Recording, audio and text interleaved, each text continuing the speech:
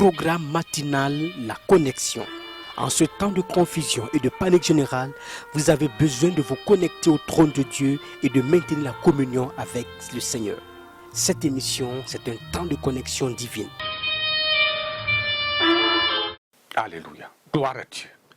Alors nous voulons rendre gloire à Dieu pour sa bonté, sa fidélité, et nous voulons vous inviter à baisser la tête pour la prière. Éternel notre Dieu, c'est vraiment merveilleux de penser que tu penses à nous, qu'une grâce exceptionnelle nous a été donnée pour être de ceux-là qui vont habiter avec toi au ciel. Quand nous y pensons, nous frémissons au-dedans de nous. Seigneur, merci parce que nous croyons que tu vas nous aider à y arriver. Que toute la gloire te revienne. Au nom de Jésus, nous avons prié. Amen. Merci beaucoup d'être là. Nous sommes très heureux de savoir que vous êtes excités par rapport à la description de cette cité merveilleuse de Dieu. Vous savez, nous avons parlé de la cité dorée, la demeure éternelle des croyants persévérants. Alors, nous avons vu la première partie qui parlait de quoi? Qui parlait effectivement de tout ce qui est la déclaration des Écritures se rapportant à la cité céleste. Et nous avons dit maintenant, à cette session, nous allons parler de quoi? Nous allons parler de la description irrésistible de la ville sainte à la beauté surnaturelle. Alors, et troisièmement, nous allons parler de la détermination des soupirants et la grâce abondante pour y entrer. Comme nous étudions une telle partie de la Bible, nous tirons vers la fin du plan de Dieu pour les hommes. Alors, nous prions que la faim et la soif saisissent quiconque entend la description de cette cité. Donc, la description irrésistible de la ville sainte à la beauté surnaturelle.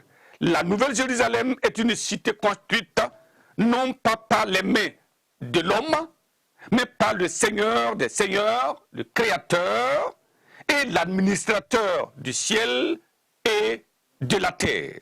Alors, ce que nous verrons n'est qu'une tentative de la description, parce qu'on ne peut pas, on n'a pas les mots, on n'a pas les phrases, on ne peut même pas imaginer ce qui se passe là-bas, parce que la cité est irrésistible. Alors, Apocalypse chapitre 21, nous lisons à partir du verset 10, qui nous dit ceci: il me transporta en esprit. Ça, c'est Jean.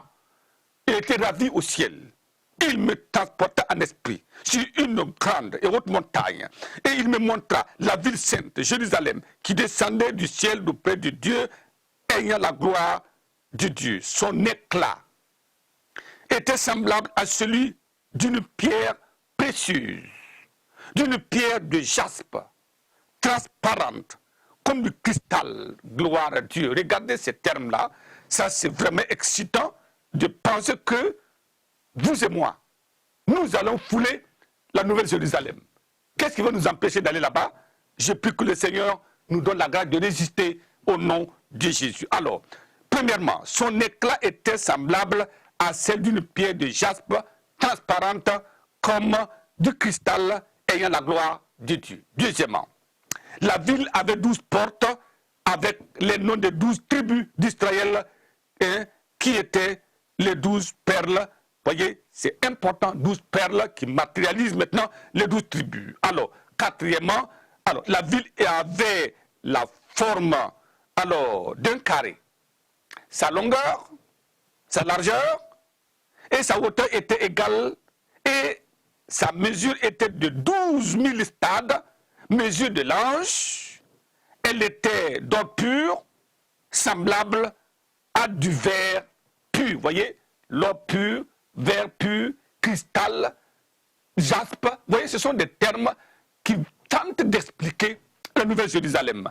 Cinquièmement, les fondements de la muraille de la ville, au nombre de 12, étaient ornés de 12 perles précieuses. Vous voyez, 12 perles, du jaspe, de saphir, de chalcédoine, d'émeraude, de sardonis, de sardoine, de chrysolite, de béryl, de topaz. C'est important, vous voyez, on ne peut même pas citer, vous pouvez lire ceci au verset 19, au verset 20. Sixièmement, la ville n'a pas de temple, car le Seigneur Tout-Puissant était le temple, oui, ainsi que l'agneau. Verset 22, c'est cela. Alors, la ville n'a ni soleil, ni lune, car la gloire de Dieu l'éclaire et l'agneau est son flambeau. verset 23. Alors, huitièmement, il n'y aura point de nuit, les portes ne se fermeront point. Ça, c'est le verset 25. Voyez, quand vous regardez la description de la Nouvelle Jérusalem, oui, cette cité dorée, alors il vous est impossible de penser un moment de rater l'entrée triomphale dans cette cité-là. Alors, rien n'est semblable. Cette cité de Dieu est splendide. Elle est fantastique. Elle est magnifique. Elle est incomparable et simplement extraordinaire et irrésistible. Je prie que nous soyons là-bas. Troisième partie, nous parlons de la détermination des soupirants et la grâce abondante pour y entrer. Quand on regarde la cité, quand on écoute la description, quand on lit ce que l'apôtre Jean a vu de ses propres yeux, parce que littéralement ravi dans le ciel, pour qu'il soit témoin et qu'il écrit pour nous en tant que croyants, alors la détermination sera totale. Le monde et l'Église doivent comprendre une chose. Premièrement, le plan stratégique de Dieu a été décliné. L'auteur est capable, déterminé, et sa parole est irrévocable. Vous voyez, aujourd'hui, dans les entreprises, vous avez des plans stratégiques qui sont déclinés. Dieu a son plan stratégique infaillible. Et c'est clair, cela va se faire, va se produire. Apocalypse chapitre 21, nous lisons le verset 5 qui nous dit ceci, verset 5, Apocalypse 21, verset 5. Il dit, et celui qui était assis sur le trône dit, voici, j'ai fait toutes choses nouvelles, et il dit, écrit, car ces choses sont certaines et véritables. Deuxièmement, tout le ciel est mobilisé pour la réalisation de cet objectif divin. Tout le monde, tout le ciel, les anges, Dieu lui-même, Dieu le Père, Dieu le Fils, Dieu le Saint-Esprit, tout le monde. Alors, troisièmement, les saints sélectionnés et commissionnés sont à pied d'œuvre pour préparer les hommes à entrer dans le programme de Dieu. C'est pour cela que vous avez des évangélistes, vous avez des docteurs, des apôtres, et partout les gens courent pour préparer les gens pour ce programme merveilleux. Quatrièmement, vous avez, lorsque le Seigneur mettra fin à son intercession, parce qu'aujourd'hui, il intercède alors pour le monde, pour l'Église, et que le Saint-Esprit finira d'interpeller aussi les gens, alors Dieu mettra fin à ce temps appelé le temps de la grâce, méprisé par les hommes, et déclenchera l'exécution de son programme. Voilà pourquoi. Alors, vous qui m'entendez et qui lisez la Bible, alors pourquoi? Premièrement, les pécheurs et les rétrogrades doivent répondre impérativement à l'appel, à la repentance de Dieu pour la rédemption complète. Ça, c'est important. Ésaïe chapitre 55, versets 6 et 7, que le méchant abandonne sa voie, l'homme d'iniquité ses pensées, qui retourne à l'éternel. C'est l'appel de Dieu.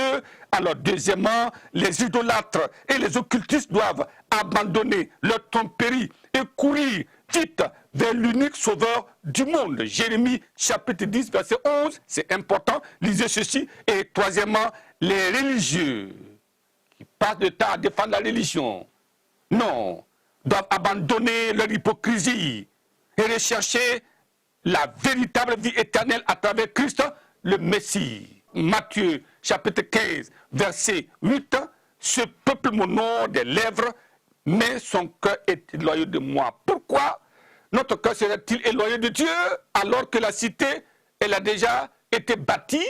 Le temps est très proche pour y entrer, pour qu'on n'ait pas se précipiter. Alors, quatrièmement, les croyants hésitants doivent se convaincre et se mettre au sérieux. C'est le temps, ce ne sont pas les façades qui importent ou les parades, mais c'est la véritable vie de sainteté qui est demandée. Cinquièmement, les saints doivent se fortifier, se sanctifier encore et se déterminer davantage jusqu'à traverser la porte de la ville sainte. C'est important, il n'y a pas de répit, il n'y a pas dit maintenant, je vais faire un peu. Non, nous devons continuer jusqu'à ce que nos yeux se ferment sur la terre et que nous y arrivions. Sixièmement, les familles doivent instruire, oui, et veiller sur les enfants. Nous parlons de la cité. Où sont nos enfants? Sont-ils prêts pour y entrer? Nous devons travailler, nous devons prier, nous devons intercéder, nous devons les interpeller. Septièmement, les ministres de Dieu doivent redoubler de courage. C'est important redoubler de courage, d'abnégation dans la proclamation de l'évangile pour le salut de quiconque croit. Ce que la Bible nous dit, 2 Corinthiens chapitre 12 verset 9 dit, il m'a dit, ma grâce te suffit. La grâce de Dieu est suffisante pour quiconque. Voilà pourquoi dans Actes des Apôtres chapitre 20, le verset 26 et 27 dit ceci. C'est pourquoi je vous déclare aujourd'hui que je suis pur du sang de vous tous, car je vous ai annoncé tout le conseil de Dieu sans rien cacher. Rien n'est caché.